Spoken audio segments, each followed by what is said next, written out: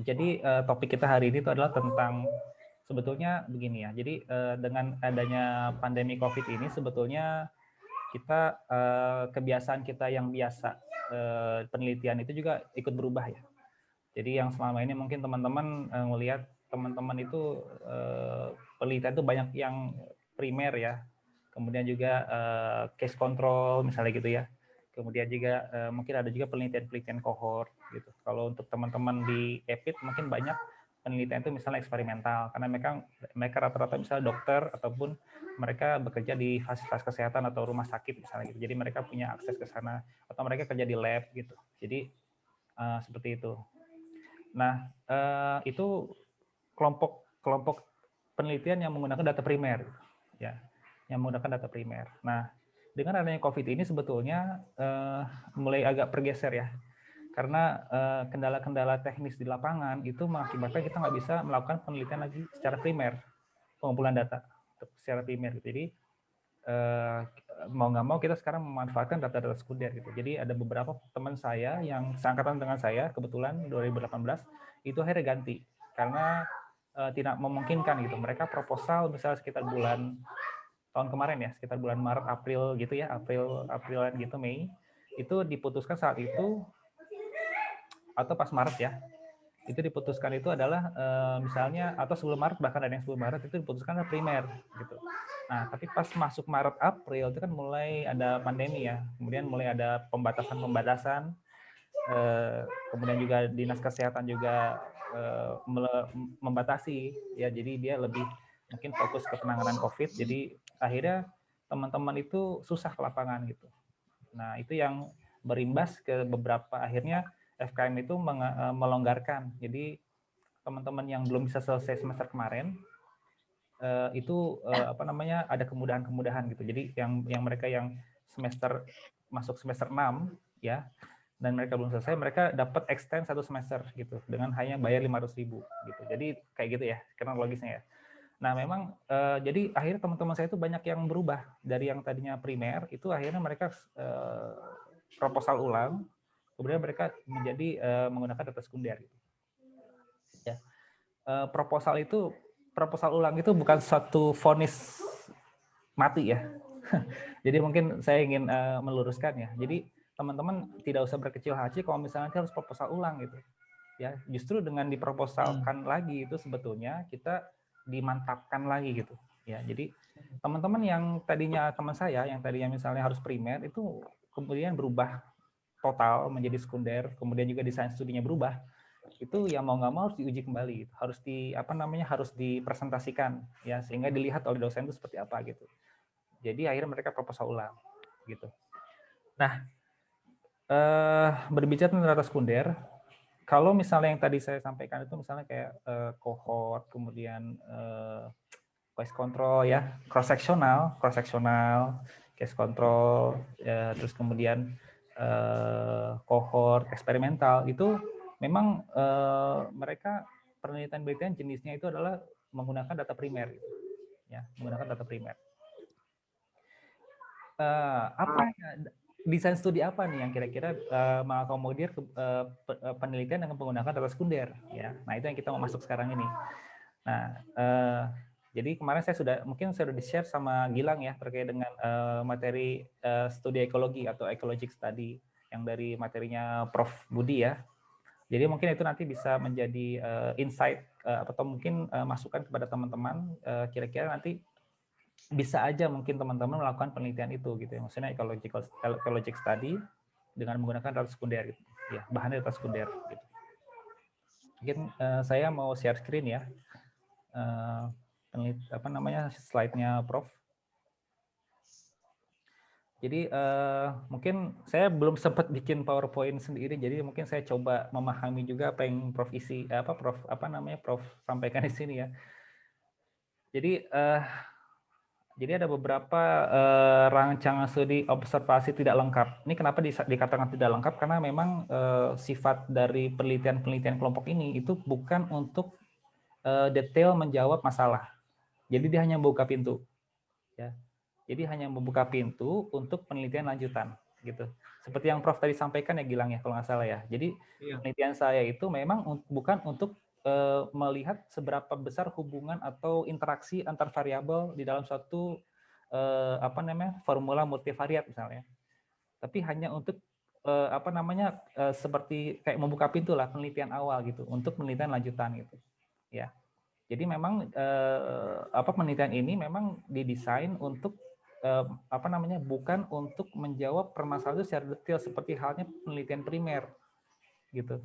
Mungkin teman-teman suka baca ya atau pernah ikut Sekemhas penelitian misalnya case control terkait dengan pneumonia misalnya atau ISPA gitu ya.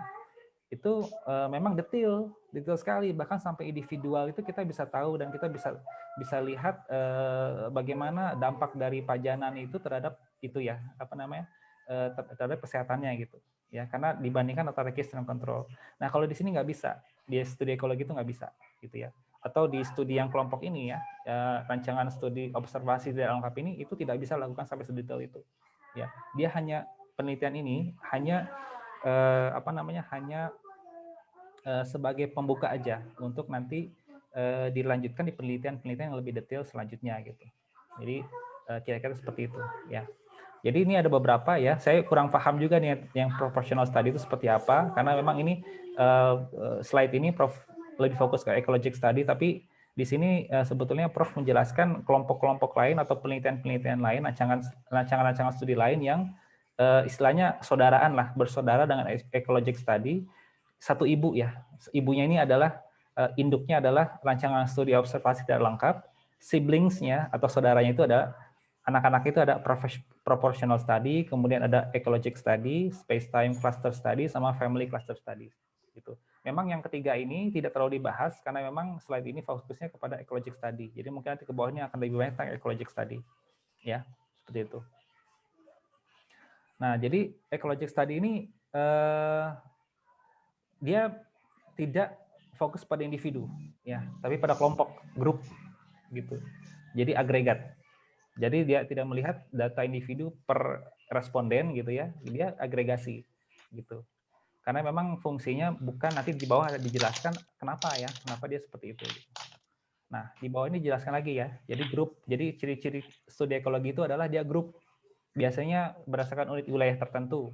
Misalnya jumlah kasus per kabupaten atau kecamatan itu grup, ya. Jadi dia tidak ngelihat nama-nama kasusnya itu siapa, orang-orang itu yang sakit siapa, enggak ya.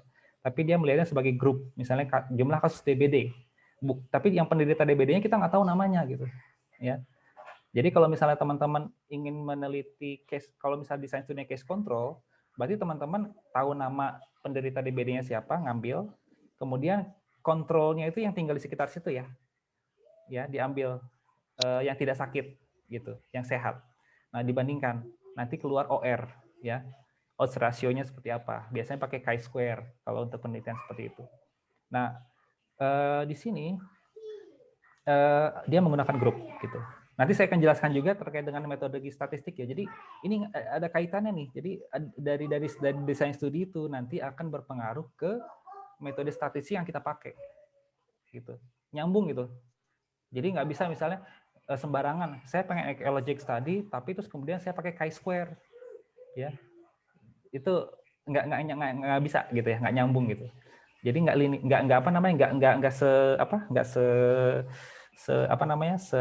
selaras gitu ya. Nah itu teman-teman harus paham juga seperti itu. Jadi ada beberapa metodologi penelitian atau ada beberapa desain studi itu yang memang identik dengan metode statistik tertentu. Karena apa? Karena jenis datanya, kategorik numerik, misalnya gitu. Individu atau agregat. Nah, itu juga berpengaruh gitu. Jadi di sini teman-teman harus melihat itu juga ya. Oke. Nah, yang kedua adalah ini poin yang paling penting ya, bahwa dia menggunakan data sekunder. Jadi kalau teman-teman masih berpikir data primer, maka bukan studi ekologi yang dimaksud. Gitu ya. Karena studi ekologi itu adalah fokusnya adalah menggunakan data sekunder, tidak ada yang lain. Gitu. Nah, nanti saya akan cerita juga pengalaman saya nih terkait dengan penggunaan data sekunder ya. Jadi ini sekedar intermezzo aja. Jadi waktu Semhas kemarin itu saya menggunakan variabel itu ada 4 sebetulnya, variabel X-nya, variabel independen ada 4. Kemudian di SMA saya sampaikan bahwa satu variabel ini nggak bisa saya olah, gitu ya, karena memang dia nggak lengkap. Akhirnya oleh Prof dibilang apa? Ya udah dihilangin aja, gitu, dihapus saja dari tesisnya gitu. Ya, nanti saya akan sampaikan, nanti saya cerita pengalaman saya terkait itu ya. Jadi memang ini data sekunder ya, fokusnya adalah data sekunder. Kemudian data kasusnya itu biasanya itu adalah melihat insiden dan prevalence gitu. Jadi bukan data person by person ya, atau case by case, bukan, tapi dia agregasi. Ya, jadi dalam satu wilayah ada berapa yang sakit dibandingkan dengan ya rumus prevalence ya, dibandingkan dengan jumlah penduduk saat itu, tahun itu, dapat nanti nilai prevalensinya berapa gitu. Kemudian juga data kematian ya. Jadi mortalitas gitu. Jadi di sini tidak melihat siapa orangnya, tapi betul-betul agregat gitu. Kemudian studi ekologi ini digunakan untuk screening ya. Jadi karena dia digunakan untuk screening, maka memang tidak terlalu mendalam gitu ya. Dia hanya ingin misalnya betul nggak sih ada hubungannya antara variabel X, misalnya gini ya, polanya misalnya variabel X-nya naik, kasusnya naik nggak gitu. Kalau misalnya variabel X-nya turun, variabel independennya turun, kasusnya atau variabel Y turun nggak gitu. Jadi hanya itu aja gitu. Dan dia tidak secara mendetail tidak bisa menjelaskan gitu ya, hubungannya seperti apa, hanya melihat pola aja gitu ya. Nanti saya tunjukkan dengan grafik ya, di sini ada grafik kebetulan. Kemudian yang paling penting di sini adalah bahwa yang paling bawah ini adalah ini yang menjadi cirinya, makanya kenapa tadi orang-orang dari penguji dari Kemenkes, kemudian juga dari yang pas saya tadi itu dari Kemenkes, kemudian dari Dinas Kesehatan itu melihat nyambung ya. Karena apa? Karena sebetulnya memang ecologic study itu adalah suatu semacam assessment ya, assessment cepat terhadap program gitu. Jadi tidak mendetail seperti halnya kita melihat penelitian yang umumnya kita lihat seperti misalnya cross sectional yang sampai multi misalnya gitu, atau case control yang sampai multi juga gitu. Tapi memang hanya untuk melihat apakah suatu program itu efektif atau enggak gitu. Ya. Atau apakah misalnya satu variabel faktor risiko itu berpengaruh enggak sih terhadap naik atau tidaknya satu kejadian kasus misalnya gitu. Jadi memang ini hanya rapid, kalau ibarat itu menganalogikan itu Prof itu rapid survei lah gitu. Jadi betul-betul hanya survei cepat untuk memperoleh hasil yang cepat dari data sekunder yang ada gitu. Makanya datanya juga menggunakan data yang sekunder, bukan data primer. Kalau data primer kan lama pengumpulan datanya gitu ya. Jadi memang ini hanya memanfaatkan data yang tersedia di instansi, kemudian kita olah gitu. Nah, ini pertimbangan studi seperti ini juga ya. Jadi ada beberapa mungkin saya skip aja ya, nanti bisa dibaca. Jadi misalnya tidak bisa diukur gitu ya, secara akurat, kemudian sehingga akhirnya diukur pelajaran ekologi gitu. Nah, ini sebenarnya menarik juga di sini bahwa di poin ini adalah hati-hati nanti di dalam kita misalnya menggunakan data misalnya pencemaran udara gitu. Pencemaran udara misalnya itu kan diukur di satu stasiun ya yang punya lokasi gitu. Nah, kita harus yakin ini stasiun ini itu valid datanya, itu pengukuran itu sampai berapa, radius berapa gitu. Sampai radius berapa kilo kah atau berapa meter kah, berapa ratus meter, itu harus jelas gitu. Sehingga nanti nggak bias gitu. Jadi nanti saya jelaskan di slide di tesis saya ya, bahwa apa yang dimaksud dengan ini ya, apa yang dimaksud dengan ini, dengan bagaimana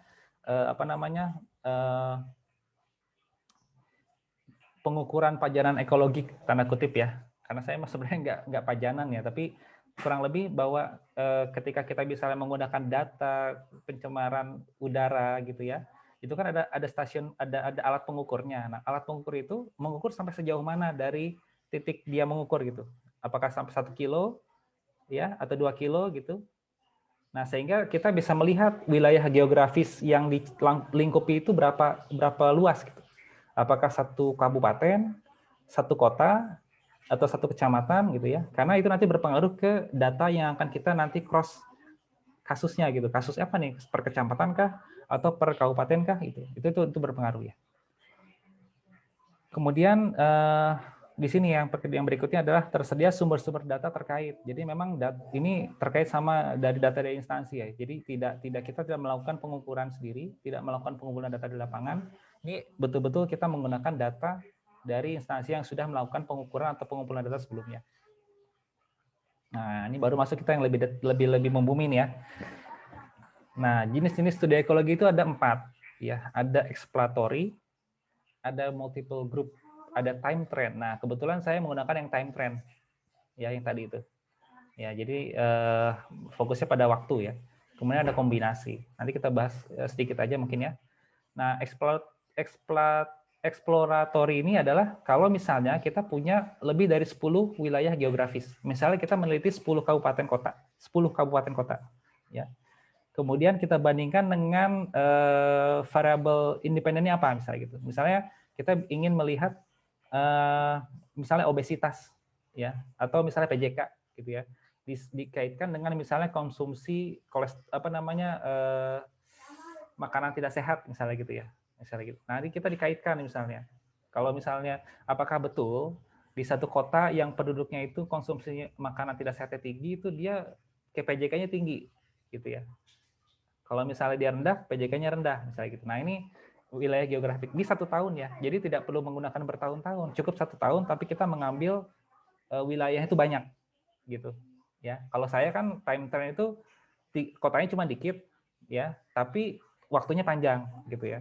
Tapi kalau ini 1 tahun aja mungkin ya, tapi kotanya banyak, ya. Jadi kayak semirip cross sectional, tapi bukan cross sectional seperti yang kita kenal sekarang gitu, yang sekarang kita tahu gitu ya. Mirip cross sectional, artinya dalam satu waktu datanya, tapi di sini ada beberapa kota yang digunakan gitu datanya gitu.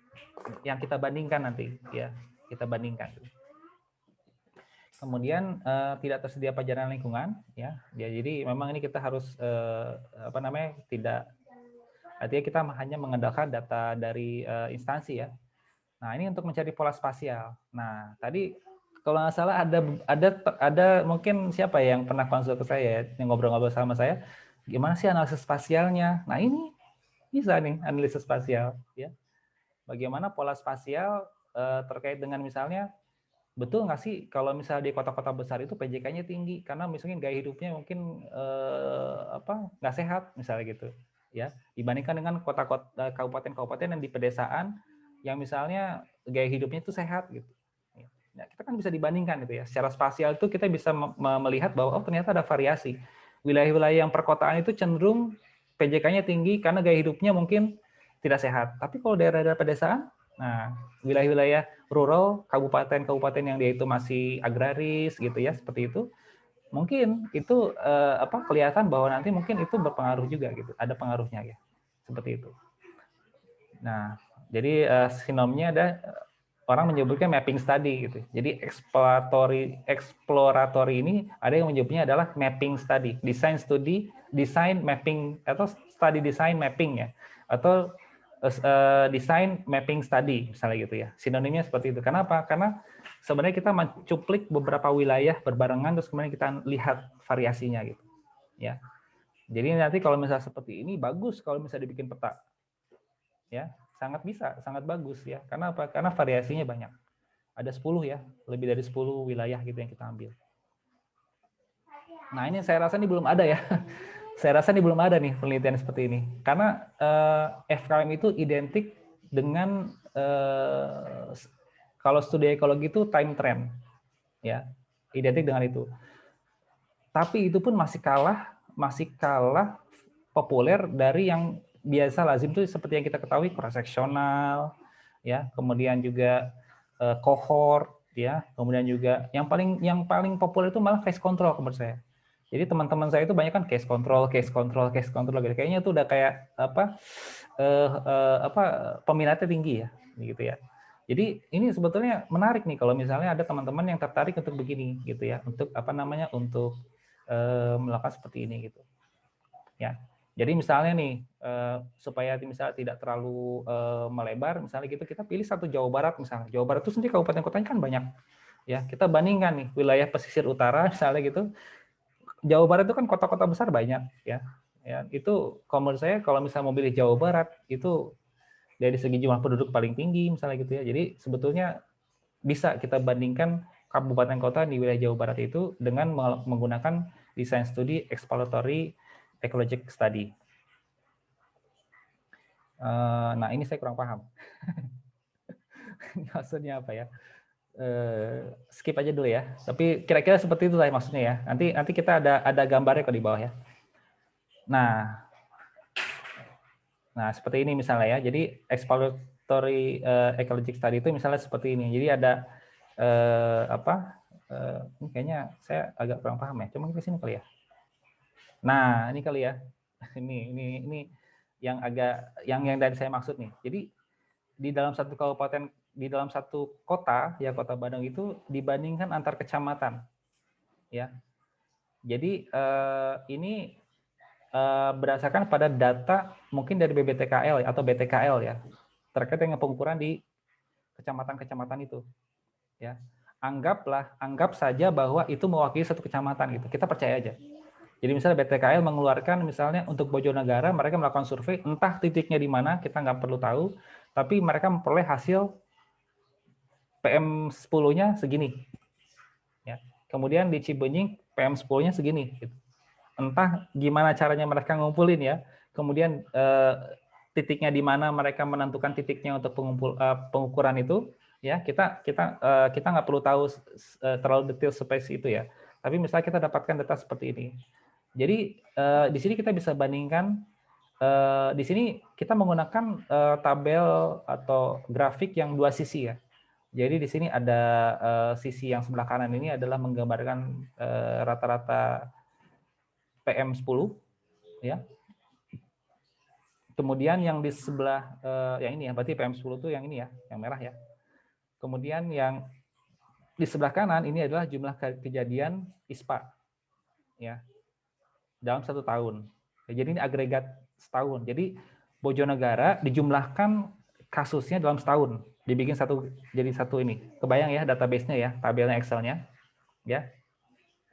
Jadi ada Excel, tabel Excel ke kanan. Ini saya coba gambarkan di Excel ya, biar kebayang.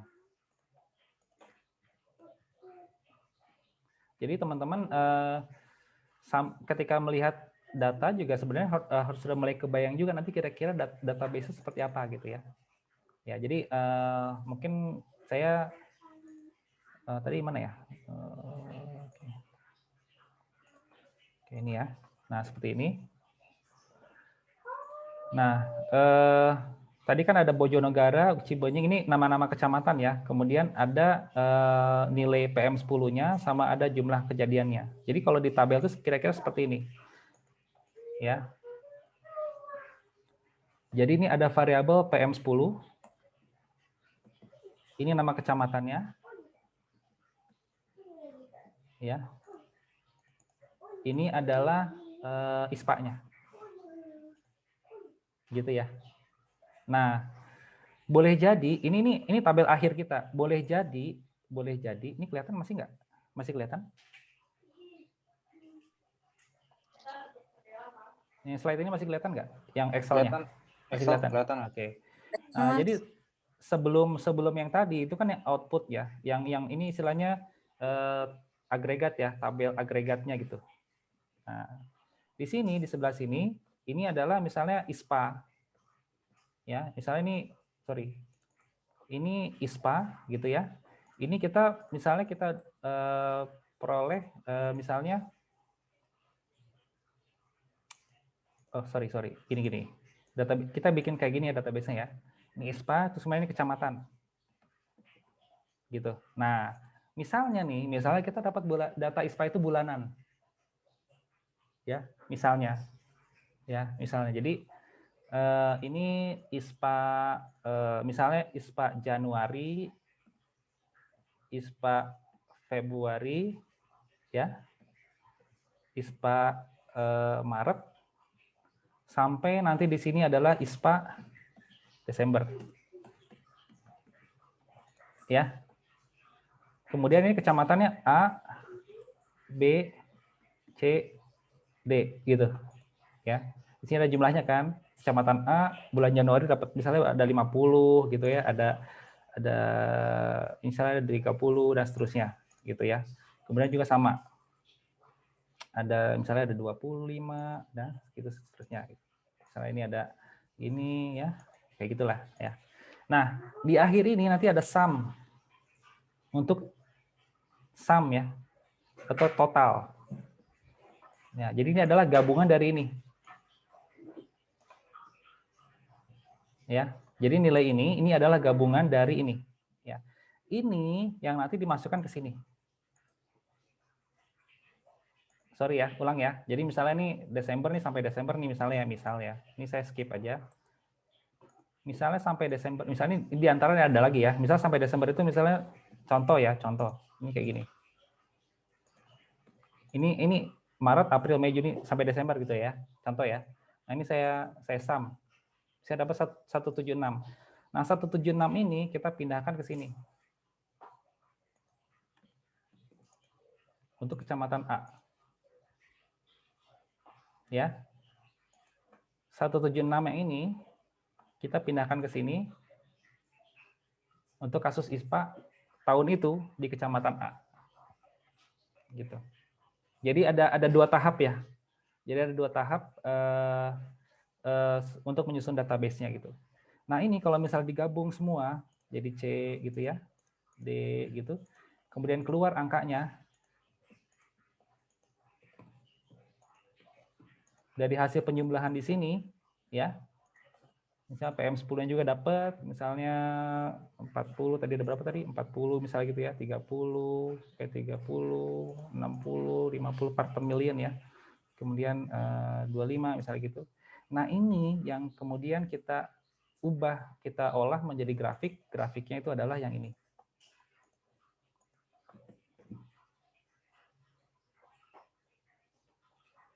Kebayang ya?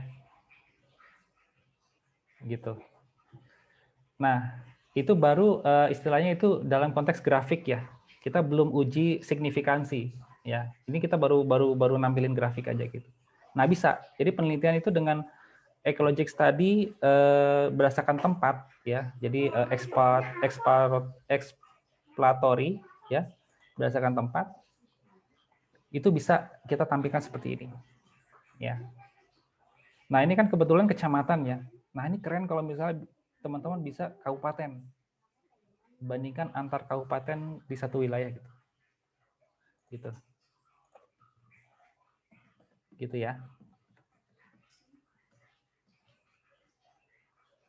Seperti itu.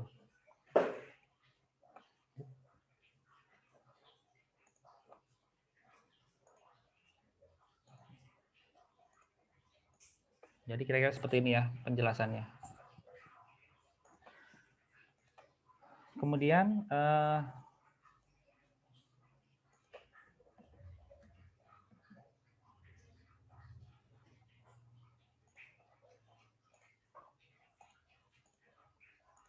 ya. Nah, kemudian ini yang tadi ya, yang terkait dengan tempat ya. Jadi ini ininya yang sumbu X-nya itu bukan waktu, tapi tempat. Nah, sekarang ini ada yang ecologic time trend. Nah, ini yang saya gunakan di tesis saya, time trend ya.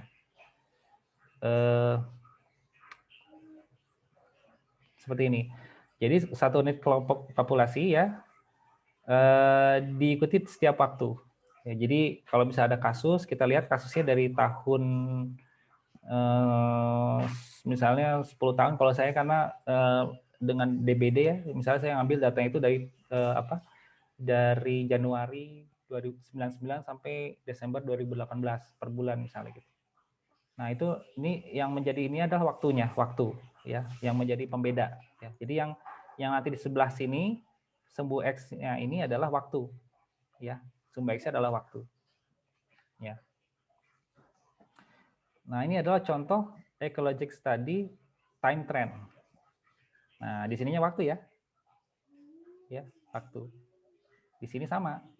ininya adalah yang tadi sama ya. Ini adalah pajanannya. Kemudian ini adalah kasusnya, ya. Cuman dilihatnya berdasarkan waktu, bukan berdasarkan tempat. Ya. Nah, kalau ini kita mau menampilkan data bulanan, data bulanannya. Gitu. Ya. Jadi kita kalau yang tadi kan diagregatkan setahun ya. Nah, kalau ini kita lihat database-nya berubah, berarti ini agak diubah. Ya, database-nya berarti ke bawah itu adalah waktu, ya. Kemudian jadi database ini berubah ya, beda ya. Jadi kalau ini database-nya saya bikin lagi di sini. Nggak kelihatan. Nah, kalau ini database-nya adalah di sini waktu. Kemudian bukan tempat ya, waktu. Terus kemudian di sini ada apa namanya tadi? PM-nya, PM10, kemudian ada ISPA-nya gitu. Nah, ini tergantung apakah kita dapat data bulanan enggak. Kalau data bulanan bagus ya. Jadi kita misalnya bulan Januari 2021 misalnya gitu ya. Nah, PM apa namanya? Yang kita catat tuh di wilayah itu apa gitu. Berapa gitu. Nah, ini biasanya satu wilayah ya. Jadi kita tidak banyak wilayah kayak tadi, banyak kota, kabupaten. Kalau ini satu kabupaten aja atau satu wilayah kecamatan saja. Misalnya gitu. Ya. Atau satu wilayah kabupaten saja ya. Tapi di sini kita memperoleh data misalnya PM10 ini dari hasil pengukuran yang mengukur yang mewakili satu wilayah itu. Ya, nah kita harus jelas nih, apakah pengukuran itu mewakili satu wilayah kecamatan saja atau satu wilayah kota gitu, sampai satu wilayah kota atau enggak gitu. Nah, ini harus dipastikan gitu. Nah, ini dimasukkan nilainya di sini. PM10 kemudian ISPA. Jadi ini di sini ada sampai Februari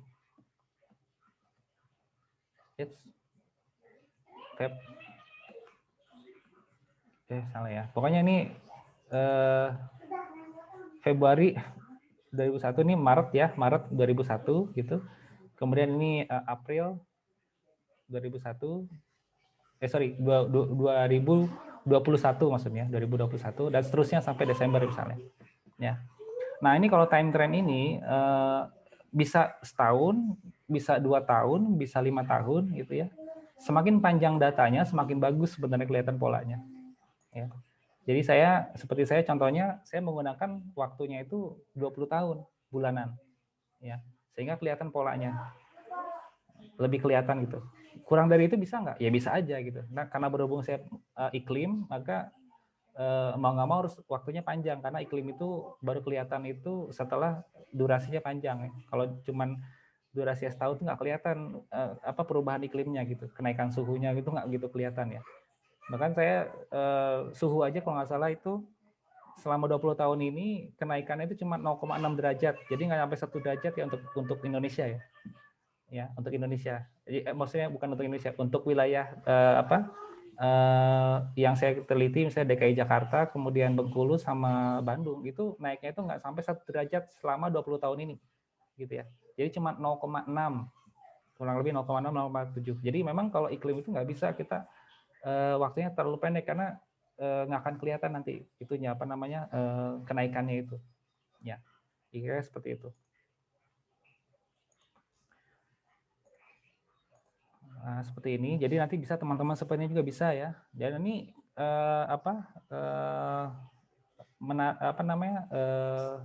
kelihatan ya polanya. Jadi kalau misalnya ada kenaikan dalam hal PM-nya ya di sini ISPA-nya naik gitu. Kemudian PM-nya turun, ISPA-nya turun, ini bagus ya. Datanya bagus. Jadi artinya kelihatan polanya gitu. Nah, ini belum uji statistik ya, baru tampilin grafiknya aja gitu. Ya. Belum uji statistik ya. Uji statistik nanti bisa diuji juga gitu dengan kita menggunakan yang tadi gitu. Nah, kalau misalnya uji statistik mungkin saran saya N-nya banyak ya. Jadi kalau misalnya time trend itu kalau bisa jangan hanya setahun gitu ya. Kalau setahun berarti kayak N 12. Rekornya 12 ya, kesininya 12. Kalau setahun itu kan berarti kesininya 12 ya, ke bawah. Ya, kesininya 12, rekornya ke 12, N-nya 12. Jadi lebih bagus misalnya di atas misal 2 tahun atau 3 tahun gitu. Ya, karena dari situ nanti N-nya cukup besar. Kalau 3 tahun kan berarti 36 ya. Ya cukup lah gitu. Ya. Karena kan minimal tuh sampel tuh kalau nggak salah 20 kan, ya. Jadi lebih dari itu cukup. Semakin banyak 5 tahun semakin bagus gitu ya. Jadi semakin bagus semakin bagus. Jadi jangan setahun aja. Kalau setahun aja saya khawatir nanti nggak kelihatan polanya gitu, kurang kelihatan.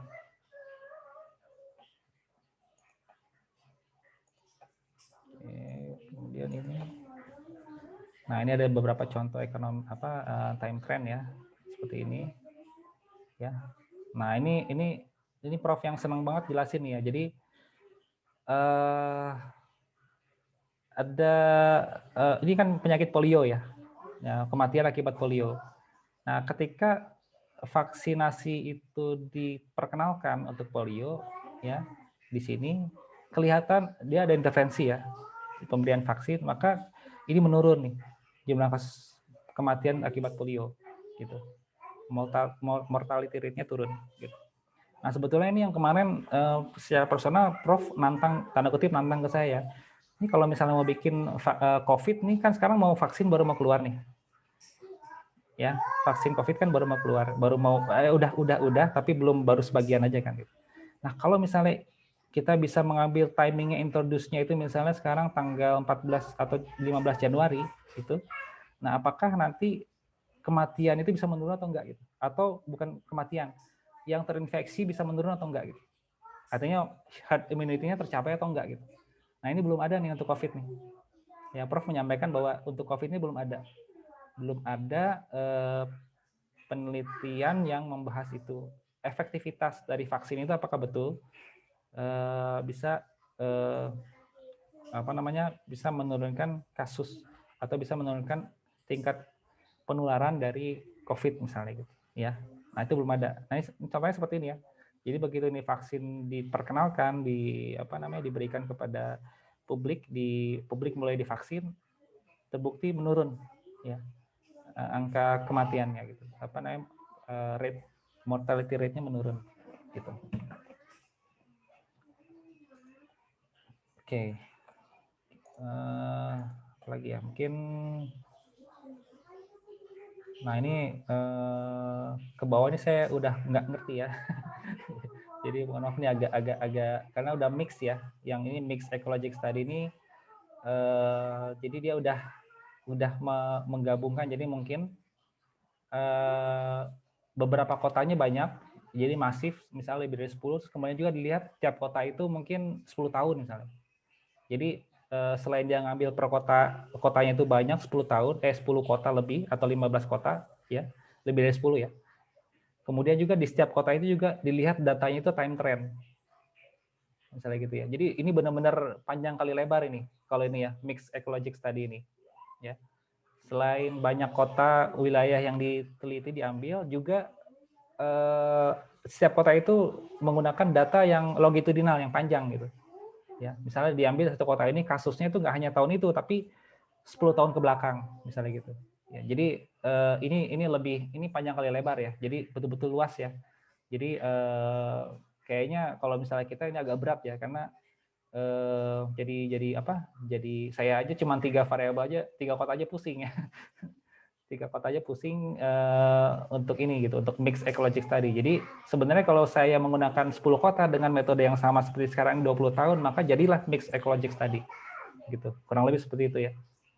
Jadi time trend-nya dapat, kemudian wilayah yang banyaknya itu juga dapat gitu. Nah, jadi saya terus terang nggak kuat juga gitu ya kalau misalnya harus banyak dan banyak kota dan juga banyak panjang waktunya gitu setiap kota diambil datanya gitu.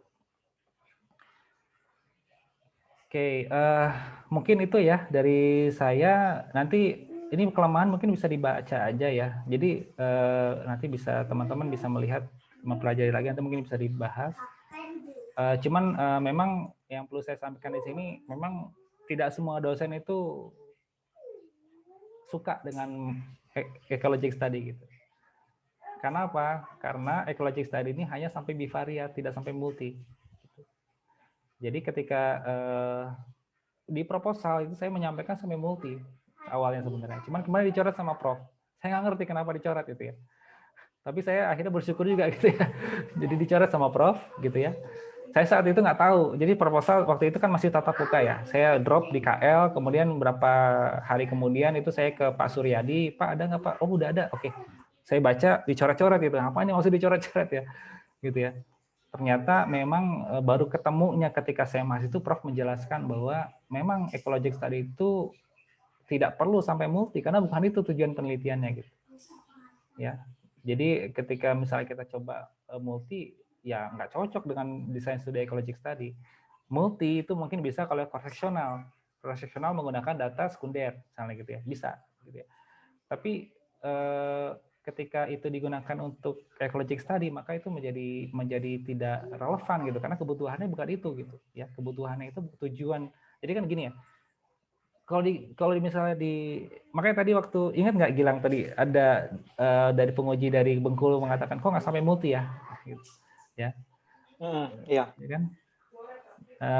Ya bukan masalah nggak bisa ya, bisa dimultiin sih sebenarnya. Artinya secara kalau kita running di SPSS ya running bisa gitu ya, karena data saya ini kebetulan kan numerik semua, jadi bisa regresi linear, bisa regresi berganda, sebenarnya kan begitu. Secara apa di running itu bisa gitu. Tapi kan kita balik lagi ke tujuannya gitu. Ini sebenarnya tujuannya apa gitu ya. Jadi misalnya gini, bisa nggak saya misalnya membuat apa namanya misalnya saya bersepeda gitu, bersepeda sampai Monas dari Bogor misalnya. Bisa nggak? Bisa gitu ya. Tapi tujuannya apa gitu? Tujuannya apa? Apakah saya tujuan untuk touring atau untuk apa? Karena sebenarnya kalau untuk sehat aja sih sebenarnya nggak perlu sampai Monas ya. Jadi cukup keliling di sekitaran Bogor aja atau Kebon Raya itu bisa lah gitu ya. Tujuannya apa gitu ya? Teknis artinya gini, ketika kita bicara misal multi, bisa dilakukan multi itu ya, maksud saya bisa dilakukan multi itu secara teknis aplikasi SPSS bisa dijalankan gitu. Tapi tujuannya apa gitu ya? Balik lagi ke situ kan ya. Nah itu yang sebenarnya yang tadi Prof sampaikan juga bahwa sebenarnya bukan tujuan itu ecologic study, bukan untuk sampai kita melihat sedetail hubungan atau interaksi antar variabel, nggak perlu. Ya itu nanti sebetulnya nanti arahnya ini aja pembuka jalan aja supaya nanti penelitian lanjutan itu bisa mengambil poin-poin yang kita temukan di sini, kemudian nanti bisa dilanjutkan di penelitian lebih detail. Ya. Mungkin itu kira-kira dari saya. Mungkin silakan, mungkin kita buka sesi ini aja ya, diskusi ya, supaya saya agak terlalu banyak bicara nih. Nggak enak kalau terlalu banyak bicara kayak kuliah dosen. Itu kan cuma ngobrol aja. Silakan. Oke, Mas Fajar, makasih untuk pemaparannya. Jadi tadi secara teori kita sudah mendapatkan informasi terkait dengan studi korelasi. Nah, selanjutnya sih Mas Fajar pengennya habis ini memang sistemnya interaksi aja gitu. Misalnya one on one apa gimana gitu. Dari apa yang sudah kita misalnya persiapkan gitu, kurang lebih buat yang belum proposal maupun proses selanjutnya gitu. Nah, sekarang pengennya sih mulai diskusi dari siapa, kira-kira ada nggak yang mau memulai untuk diskusi gitu, bertanya dan mengkonfirmasi sebagainya kepada Mas Fajar gitu, atau di forum ini? Sama ini juga sih sebenarnya Gilang, saya potong, mohon maaf saya potong mumpung keingetan ya. Jadi sebetulnya kita sekarang di Departemen KL tuh ada Pak Al ya, Pak Al Asyari. Ya. Nah, itu sebenarnya saya bersyukur ada Pak Al masuk ke Departemen KL. Kenapa? Karena beliau itu punya keahlian atau pemahaman lebih terkait dengan statistik. Ya, itu yang selama ini menjadi kelemahan KL sebenarnya. Jadi ketika kita misalnya kita seminar hasil, kebetulan kita dapat penguji luar itu dari BIOS, itu kita kadang-kadang suka dibantai lah tanda kutip ya, karena kita paham substansi ya, substansi kesini kita kuat, pajanan lah kita hafal lah ini segala macam penyakit yang disebabkan target organ segala macam, pokoknya kita aspek keslingnya toksikologi segala macam kita ngelotok lah ya. Tapi ketika kita ke ranah statistik, nah itu kita kayak salah kaprah kadang-kadang gitu. Nah sebenarnya saya bersyukur ada Pak Al ini yang masuk karena beliau concern di situ ya. Bisa membahas bisa mengkaji, memeriksa secara statistiknya gitu. Nah, kemudian juga terkait dengan Medlit juga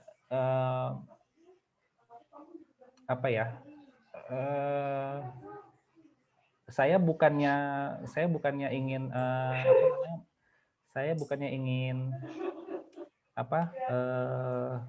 membanggakan diri atau enggak ya, tapi teman-teman kalau misalnya ingin melihat penelitian yang dari segi Medlit-nya baik dan benar, mungkin teman-teman bisa melihat tesis saya gitu, karena kebetulan saya juga konsul dengan Pak Kus ya, dengan ayah saya. Jadi Pak Kus itu memang concern dari Medlit-nya ya, dari segi Medlit-nya, artinya bagaimana kita membuat rumusan masalah, bagaimana kita membuat tujuan ya, kerangka teori dan segala macam itu. Jadi nanti teman-teman bisa mempelajari itu ya. Jadi bagaimana kita bisa memperbaiki kualitas Medlit kita. Dan itu salah satu kelemahan Kesling juga biasanya tuh di Medlit-nya. Jadi bagaimana akhirnya itu juga kita banyakkan itu hanya kuat di substansi ya, kuat di substansi Kesling. Ketika kita bicara Medlit, kadang-kadang kita lemah ya.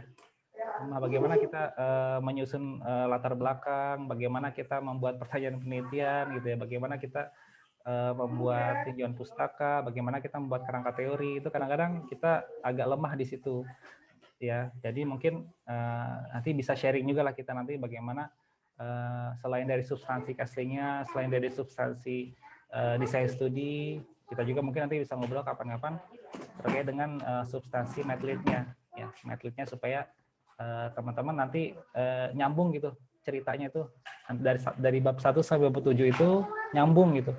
Jadi jangan ada gejolak